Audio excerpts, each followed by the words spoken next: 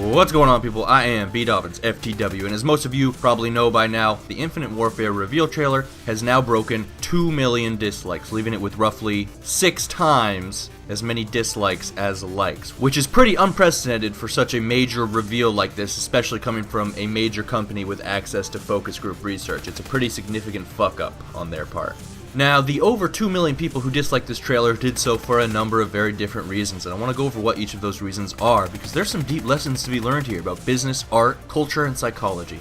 But more importantly, we need to understand what went wrong with this trailer, because this is a clear example of the breakdown in communication between Call of Duty players and Call of Duty developers. And I would argue that part of what's driving that breakdown is that the reasons we are disliking this trailer are sometimes complex. Sometimes it's just a negative feeling, an emotion we have towards Call of Duty, towards Activision, towards Infinity Ward. So sometimes it can be difficult to accurately articulate those reasons. It can be difficult to articulate those feelings. And dislikes by themselves don't clarify much of anything. So I wanted to make this video to try and shed some light on the state of the Call of Duty community and why it's so pissed off, and hopefully the more of us that understand it, the better we can articulate that anger, and in the long run, help Activision understand that it's time to cut the bullshit, okay? The amount of dislikes on this trailer escalated over 2 distinct phases. Phase 1 was just legitimate reaction to the trailer. People really didn't like what they saw in that trailer. First, it came across as incredibly out of touch with the Call of Duty community to choose a setting even farther in the future when so many people have been requesting a return to the past for so long. Significant amounts of the COD community have wanted a World War II COD since at least Ghost, because I remember after the new generation of consoles came out, people wanted to see what could be done in the World War II setting with the new technology that was available. And at that point, it had been half a decade since any AAA FPS title had taken on the World War II era. And really, over the last 2 years, it wasn't even about World War II so much as it was any setting that wasn't the future. People have been really burnt out on the futuristic setting because COD and every other major title have relied on that setting exclusively since like 2011. Now, it's hard to measure exactly how many people felt that way because all we have is our subjective experiences and random top comments on YouTube and shit. But clearly, the reception this new trailer has received would suggest that it was a significant portion of the COD fanbase that felt this way about the futuristic setting. It certainly is a common theme among the complaints in the comments on that trailer. And a lot of IW fanboys are going to try and tell you that it's not Infinity Ward's fault they had to start developing this game before anyone even said they wanted a World War II game. And I'd say, first of all, I'm not sure that's true. Secondly, the truth is, regardless of what the community was asking for at whatever time, planning 5 Call of Duties in a row, all with the same futuristic setting, was just fucking stupid. Obviously, people were going to get tired of the same setting 5 years in a row, especially, and I cannot emphasize this enough, especially on a game like Call of Duty, where people's number 1 complaint has always been how little the game changes. I mean, if you don't have the balls to change the gameplay, at least change the setting once in 5 years. And I say the same setting because it really is. Just because one COD is set 20 years in the future and the other one is 200 years in the future doesn't mean the overall experience is going to change or feel that different. Because the special gadgets and abilities and power suits and maps and whatever else all blur together and are pretty interchangeable. Whatever is in this new COD, it's not going to feel any more futuristic than the Reaper, or Raps, or a swarm of hunter-killer drones, or exosuits and wall running and beehive traps. It's not going to feel more futuristic than maps like Skyjacked or Gauntlet or even Combine. All the special futuristic bullshit we have seen and all the futuristic bullshit we're going to see would all fit perfectly and make sense in any of the futuristic CODs. It's all interchangeable, so it's not like going deeper into the future actually changes the setting in any meaningful way. Because if you go in the past, there are actual rules, because we know what technology was available and when. You know, you can't have drone strikes and nukes in World War II, for instance, but when you go in the future, there are no rules. We don't know what tech is available during which time period, so they can just put whatever fucking gadgets, gizmos, whenever, wherever, and they do, and the result is that not much is actually changing from game to game when the setting stays in the future, even if they, say that it's a different time period. I don't think there are any actual new superpowers or gadgets they can throw in that they haven't already used in any of the other 4 future CODs. Giant robots, special suits, the ability to see through walls, whatever. There's not going to be some futuristic gadget, spaceship, flying robot fucking thing that just wouldn't have made sense in Black Ops 3. You know what I mean? If you go from World War II to Modern Warfare, it relaxes the rules and opens up new possibilities. Now you can explore new concepts like the EMP or AC-130 or what have you. But because they've already been completely unrestricted in throwing in whatever sci-fi fantasy crap they want for the last 4 years, moving farther into the future doesn't open up new possibilities that weren't previously available, in the same way that moving from World War II to the modern era did, because there are no rules in the future. None of this game's settings will actually feel new just because the developer tells us that it's an extra 150 years in the future or whatever.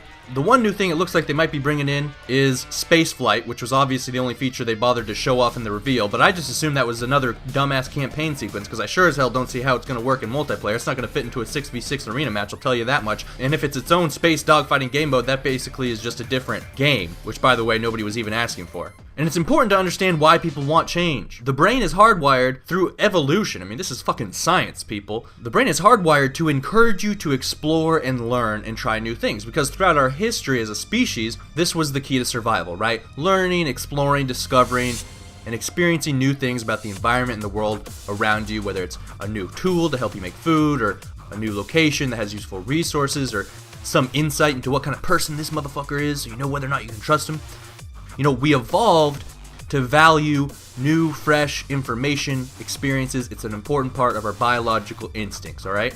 So over long periods of evolution, the human brain was designed to make you feel good whenever you experience something new. It's what we call being interested. When we find something interesting, that's our brain releasing positive chemicals that make us feel good and encourage us to explore and see and understand new things. This is why everybody loves to travel, especially as they get older and they get sort of more used to wherever they're living, their primary environment. They get kind of bored of it, so they want to travel, right? And this is why we always get bored of things after too long in general. This is why we always need new games to play in the first place, because once it's no longer fresh or new, the brain stops releasing positive chemicals when you engage with it. When we talk about replay value, we're talking about how long does the game continue to trigger dopamine releases in our brains? How much new, fresh stuff is there to explore and experience? Part of what makes a game like Minecraft so great is that there's always something new to do. There's always something new to see or experience or build or whatever. Part of what I loved about Battlefield is there's always a new way to play. There's always a new, I mean not always, but for a long time there was always a new vehicle or a new weapon or a new gadget or a new playstyle that you could try out because it was such a sandbox-friendly environment. We crave new. We crave unexplored ideas and objects and places. And COD players' beef with this trailer is that the replay value is already tainted. We know going into it that the replay value is already significantly diminished. Because for the 5th year in a row, it's going to be the same setting. Because again, just because the devs say it's farther in the future doesn't mean it feels different on our end, right? You know, you look at a map like Skyjack, Gauntlet, Spire. You could tell me these maps were 50 years in the future or 150 years in the future. It's not going to make a difference to me how they feel. It's just the same, you know, futuristic crap pulled out of some developers' ass. All futuristic settings are one setting, regardless of what year the developers say they take place, okay? Because I just know they're going to try and play it off like the deep future, some unexplored setting, when really it's not. It's not going to feel as new. Your brain isn't going to treat it as that fresh or interesting. You're going to get bored of it that much faster than you otherwise would, because it's all just the same blended sci-fi fantasy crap you've seen for the last 4 years. Especially considering we already have Halo and Star Wars Battlefront and Titanfall 2 and fucking Crisis. You know, it's time for FPS games in general to abandon the future for a little while. Plus, I'm sure that a majority of COD's audience today hasn't even ever played a World War II COD. And if they did, they probably barely remember it because they were so young. It's been 9 years since World at War released. That means a 15-year-old COD player today was 6 when that shit came out, right? And is any of this to suggest that, you know, the setting of a Call of Duty game is going to provide some super valuable experience or information? No, probably not, but you could say the same for most of the stuff that we seek out in the name of entertainment, right? Whether it's new movies or new books, new whatever. The brain doesn't know what information is going to be useful someday, so it just rewards all new experiences equally. But at the end of the day, life is really just about racking up as many interesting experiences as you can and having a good time, and new things provide all that regardless of their their practical usefulness outside of entertainment. And when you look at it that way, you'll realize new things just by themselves are super useful because they make life interesting and worth living. But COD players' unhappiness with the futuristic setting goes deeper than the tainted replay value. It's also about the tainted escapism, the tainted interest value in general. And this is the other big reason so many people dislike that trailer. There are vast amounts of current and ex-COD players who no longer find COD interesting. Over the last couple of months, many of you probably saw this meme, which basically went viral within the Call of Duty community because so many people agreed with its basic message, which is that COD used to be realistic and gritty and interesting, and over the last 6 years it has devolved into fucking silliness, and there are two distinct problems with that silliness. The first is that it degrades the quality of Call of Duty's immersion. A big part of the appeal of gaming, a big part of the appeal of entertainment in general, is the escapism it provides. Escapism being defined as the tendency to seek distraction and relief from unpleasant realities, especially by seeking entertainment or engaging in fantasy. Life's a bitch, okay? Entertainment allows us to temporarily immerse ourselves in something other than our own lives. we can find some relief and distraction from the constant stresses we all face in our day-to-day lives. We forget about that stuff for just a little bit, right? Whether it's money or school or relationships or whatever else, and done in moderation, this is very healthy and important because we know that excessive amounts of stress is actually very, very unhealthy for you. So it's important you have something that lets you relax, unwind, forget about what a douche your boss is and that 5-page research paper that's due in 2 days that you haven't started yet. But the quality of a game's escapism is dependent on its ability to immerse and stimulate you and keep you distracted. Now, immersion is determined by the extent to which you have to suspend your disbelief, okay? The term suspending disbelief is defined as the reader, or in this case the gamer's, willingness to suspend one's critical faculties and believe the unbelievable. The sacrifice of realism and logic for the sake of enjoyment. It's our ability to suspend judgment concerning the implausibility of what we are viewing or reading or playing. This is why we care so much about a game's graphics. You've probably heard that saying that, playing a game for its graphics is like watching a porno for the storyline, but that's actually not a very good analogy at all. People want high quality graphics on their games for the same reason they like high quality HD 1080p 60 FPS porn, alright? It's more immersive. Better graphics means it looks more real, and the less you have to suspend disbelief, the easier it is to achieve the escapism you want. The realer the game looks, the realer the porn looks, the more stimulating it's going to be to you. Now, we suspend disbelief all the time. In a game like Battlefield, which receives a lot of praise for its immersion, you still have to suspend your critical judgment briefly when someone gets shot in the fucking face and you bring them back with defibrillators, or when you repair RPG damage to a tank using a drill. And the best sci-fi stuff out there usually puts a lot of work into helping you suspend your disbelief. Games like Halo, Mass Effect, shows like Star Trek, they all put a bunch of work into coming up with theoretical or just straight pseudoscience that explains the shit in the universe. Like Mass Effect had a really cool in-game index that would explain in thorough detail, right down to the molecular and atomic levels, about how the biotic powers you have work, how the mass relays work. The Halo books would describe, theoretical science behind light speed travel, and would come up with some great pseudoscience to explain the biology behind the flood and shit. And every good artist, whether they're making games or movies or books, knows that some level of disbelief suspension will be necessary, and they know that people are only ever going to be able to suspend their belief to a certain extent before the immersion is shattered. And the extent to which you ask your audience to suspend their disbelief is based on who your target audience is. Case in point, little kids shows, alright? Little kids don't know shit, so it's really easy for them to feel immersed in, Power Rangers and the Avengers and shit. But there's a reason that as we grow older, we no longer enjoy kids' TV shows. Because as you grow smarter, you're having to suspend your disbelief further and further until eventually it's no longer possible, and you're no longer able to enjoy Power Rangers or the Avengers because it just seems too silly and absurd, and you don't take it seriously. And the fakeness of it is so obvious that no level of immersion or escapism is achievable. For instance, when I read Mass Effect's explanation of biotic space magic, I barely understand what it's saying, which is exactly how I am with real science, so I don't have to suspend my disbelief that much. But if somebody who actually studied particle physics or what have you read that shit, they'd probably see how illogical it was and it would make it that much harder to maintain immersion. This is why Batman was always my favorite superhero. He always had the highest level of immersion and escapism for me because he's the only one that could actually be real. I was unable to suspend my disbelief enough to stomach Superman's bitch ass. That is to say, you had to be stupid to get immersed in Superman. Stupid ass superhero, okay? Now, obviously, Call of Duty has never been a realistic combat simulator. People don't fight in real life at all how they fight in COD. COD is like if all the soldiers in a battle were trained ninjas hyped up on PCP. But at least back in the day, before COD's setting became so silly, the combat was the only part of the experience that required you to suspend your disbelief. But most of us were still able to maintain immersion and thus some level of escapism. But the last 5 Call of Duties have been so absurd and over the top that excluding the graphic violence, they really are on par with kids shows at this point, like Power Rangers, like the Avengers, in terms of the amount of disbelief suspension required. I think there's a large fraction of the COD community who, like myself, can no longer find immersion or any degree of escapism in Call of Duty because we're not stupid enough to believe in beehive traps and people rewinding themselves 30 seconds in the past and running on a wall in a straight line for 100 yards with no explanation. If they're gonna do the shit, at least provide some sort of pseudoscience explanation. Because Call of Duty basically makes zero attempt in helping you suspend your disbelief with most of their random sci-fi crap. They just throw it out there and let them run wild. I stopped playing the Black Ops 3 campaign after the first level, because at the end of that level, the robot rips out your arms and then pummels into your chest for like a good 30 seconds, and your guy fucking survives, right? And it's like, if that robot actually has the strength to rip out your goddamn arms, then you would not still be a person after he was done beating you. The top half of your body would be paste. I'm not stupid enough to believe that. And they break the immersion so flagrantly and so often that for so many people it has been impossible to achieve escapism in Call of Duty. And the other problem is that when things become so obviously fake, they aren't interesting, okay? Even if we're not looking for escapism, when it becomes so silly, it stops being interesting. When something doesn't interest us, I think what we're saying on a deeper level is that this experience or information, this content doesn't have value to us. You know, like I said, we love new experiences because our brains evolve to value exploration and discovery, but I also think the mind can instinctively recognize when certain new experiences aren't valuable because they are fake. I think we can tell when it's just random imaginative gibberish pulled out of someone's ass that has little to no actual meaning or substance or value, which is what COD is at this point.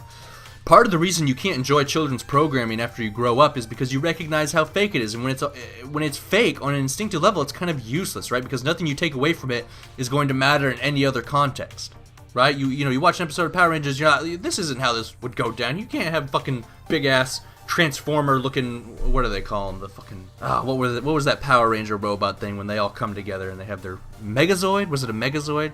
Megazord? Something like that. You can't have these motherfuckers basically doing 9/11 every episode. I mean, just flattening entire cities. And the government has no response. And they're all cheeky and happy afterwards. You know, it feels stupid. You're like, this is stupid, and you change the channel, you know? And when you say it's stupid, it's not interesting. I think what we're really saying is that this information doesn't have value to us because it's fake as shit, you know what I mean? And even things that might on the surface be totally unrealistic, they can still interest us deeply if they offer something real and intellectually valuable. For instance, Toy Story. Not at all realistic, but it dissects in a brilliant and heartwarming way a primal fear that everyone has, which is that someone we care about deeply might stop caring about us. And of course, there are some games out there that are obviously totally unrealistic, like Plants vs. Zombies or Overwatch, but the thing is, these games have deep, complex gameplay that keeps you stimulated and mentally engaged, and thus even if you're not immersed in escapism, you are at least distracted by the activity. The problem with Call of Duty is it doesn't explore deep themes that interest us. Sometimes they pretend to, like with the PMC thing in Advanced Warfare, but then they, without fail, they always make it so over-the-top, unrealistic, and fake that it loses any intellectual value it might have. They always have to go for these huge Michael Bay fucking, the whole world is on the line. It can never just be a simple geopolitical conflict that has lasting ramifications for mankind. It always has to be that fucking the fate of the universe depends on this campaign, and therefore everything has to be way over the top and fucking, And the gameplay is overly simplistic by design. And so after a certain age, its ability as an activity to distract you is significantly diminished because it's not that mentally stimulating or engaging, especially because they've dumbed it down a whole bunch since Call of Duty 4, since World at War, and I think that's another thing that drives a lot of people's nostalgia for those old games, is they were much more mentally, intellectually stimulating because they were much more complex, and what it really comes down to is the map design. I'm going to talk about that in another video. But Call of Duty's gameplay has been reduced to, walk forward and shoot the bad guy. There's only the most basic level of strategy and critical thinking involved. And as you get older, it feels dumber and more simplistic, and that's why people I think want to return to the past. Because without immersion, without escapism, interest, or distraction, the game has very little to offer many people, and that's frustrating because it used to have all those things, and that's why people loved COD 4 so much. And at the end of the day, I really think people associate this trend of silliness and emptiness with the future, because the future is really the only setting where they can get away with this amount of random fraud theory, imaginative gibberish bullshit. Because again, there's no rules in the future. And so when a lot of people who were upset with the silly direction of the franchise saw that trailer, I think their impression was that the trend of silliness was not only going to continue, but continue in an even much sillier way because now it's even farther in the future. Now this is what drove the original spike in dislikes in the first 48 hours of the video going up. However, at a certain point, everyone noticed how high the like to dislike ratio was. And that is when things really snowballed out of control. That's when the dislikes started skyrocketing. Because suddenly, a huge chunk of the internet was actively campaigning for dislikes on this video. And let's admit it, we all took a sick pleasure in embarrassing both Activision and Infinity Ward. That's what this was about more than anything actually in the trailer. By the way, has anyone noticed that if you type in Infinite Warfare in the search bar on YouTube, nothing shows up? See, there's an explanation for that. And this is why I so often fall into conspiracy theory territory. There's an explanation. There's a reason fucking Infinite Warfare isn't showing up when I type in Infinite Warfare in the search bar. There's a reason there aren't 10 million options below it. Someone purposely did something to make it that way. Okay? This is why. This is the shit. There's an explanation for that. And whatever that explanation is, I guarantee you, it's a little bit conspiratorial. Anyways, people love to see other people or institutions, especially institutions they don't like, get wrecked. It was the same thing with the Fine Bros during the REKT controversy when you literally had apps popping up to keep track of how many subs they were losing in real time. Because people took satisfaction in their misfortune. It was fun to watch, just like the dislikes on this trailer. At the end of the day, the sheer amount of dislikes this trailer received was driven by the adversarial relationship that Activision and COD developers have with their customers. A big part of the negative reaction this trailer received, a lot of the hate that COD gets in general, is people not liking the product. But an even bigger part of the hate for this trailer in the game generally is people not liking the seller. Because obviously tens of millions of people still like Call of Duty as a product. Even Ghosts and AW broke 15 million sales each, but just because you like something doesn't mean you like the person who sells it. For instance, FIFA. Outside the US, everybody loves soccer, aka football, but at the same time, everybody hates FIFA, because everyone has been aware of the rampant corruption that plagues it. But they still watch football, they still pay for the tickets to the matches, they still buy the new FIFA game every year, because they love soccer. And so, when the Obama administration brought charges against most of the top FIFA officials, soccer fans worldwide were ecstatic. I guarantee you they were doing a lot more than disliking a video. When that happened, the internet went all out trashing FIFA, and they took immense pleasure seeing the organization behind the product they love get wrecked. Just because you like the product doesn't mean you like the people profiting off of it.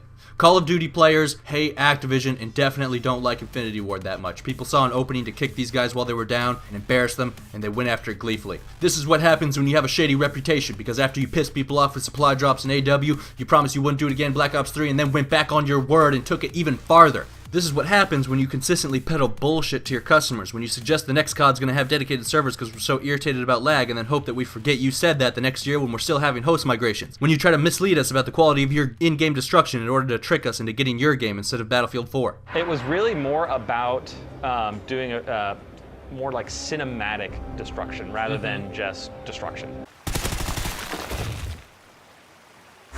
When you abuse corporate loopholes to push out the original creators of Call of Duty and the guys behind COD 4 and MW2 just so you can make a quick buck. When you do it in such an obviously unfair and shady way that 40 other employees quit in protest. Decimated Infinity Ward, leaving it an empty shell of what it once was, only to be filled by the fucking morons behind Ghosts. I'm a COD player who knows the guys that invented the game format I love are no longer the ones selling it, and I've noticed a steep decline in the quality of that game format ever since the original inventors were pushed out unfairly. For the longest time, the Call of Duty community has wanted to knock Activision down a notch. Anyone who's read YouTube comments on COD videos over the last 6 years knows that, and when the trailer's dislikes began climbing so high, they finally had an opportunity to publicly shame this franchise the way it deserves to be, and they seized that opportunity in droves. And this may be the textbook example of why the short-term, profit-driven thinking that plagues COD and many other companies and many other industries isn't actually profitable in the long term if it destroys the relationship you have with your customers. Now I say it may be because I don't know for sure that this is the case with COD yet. If this trailer fiasco translates to real lasting damage on the actual game, on the franchise as a whole, then the losses may be more than the gains Activision and Infinity Ward reaped from their shady behavior in the past, and that'd be great because obviously it would discourage them from continuing that kind of behavior. But we don't know yet if it's going to translate into real and lasting damage. We may just return to the status quo after this. The bitter truth is that the drug might be too strong for most people, and no matter how much abuse they suffer, no matter how many dislikes and nasty comments they leave on the internet, they might just keep coming back for more. And that would upset me a whole lot more than the trailer itself ever could.